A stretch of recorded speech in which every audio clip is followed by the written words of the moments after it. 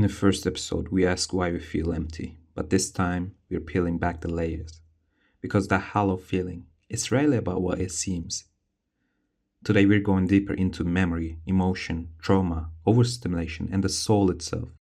We're asking what is emptiness really made of, and what happens when we actually listen to it.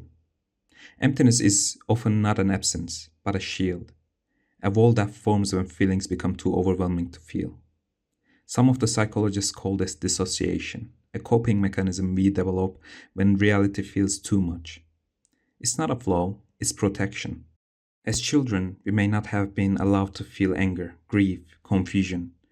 So the mind builds a buffer, numbness.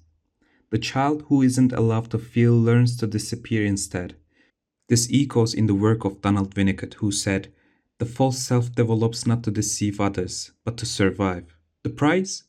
The true self grows quiet."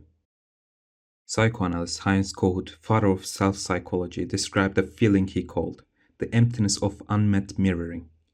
What he meant was this: when we're not seen, not reflected, not validated by our caregivers, a part of us stays unformed.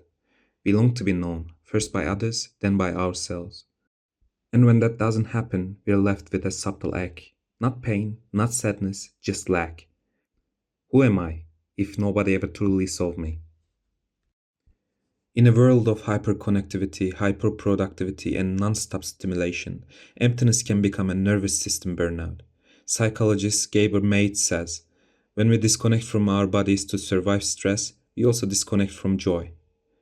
The emptiness you feel might actually be exhaustion. You felt too much for too long, your system hit the mute. Sometimes the void isn't a lack of feeling, it's a survival strategy. Erik Erikson called it identity diffusion. It happens when you live through expectation, not exploration. Your roles replace your essence: daughter, partner, high achiever, caregiver. But who are you when the roles fall away? Emptiness is often the whisper of a self you've never had time to meet. Today, we're more connected than ever, but lonelier than ever. Harvard psychiatrist Robert Waldinger's 80-year study on happiness says the number one predictor of well-being is quality relationships, not success, not fame, not even health. So maybe we're not emotionally empty. We're relationally starved. And without deep connection, life starts to feel hollow, even when it looks perfect on paper. So, what do we do with this emptiness? We don't rush to fill it. We explore it.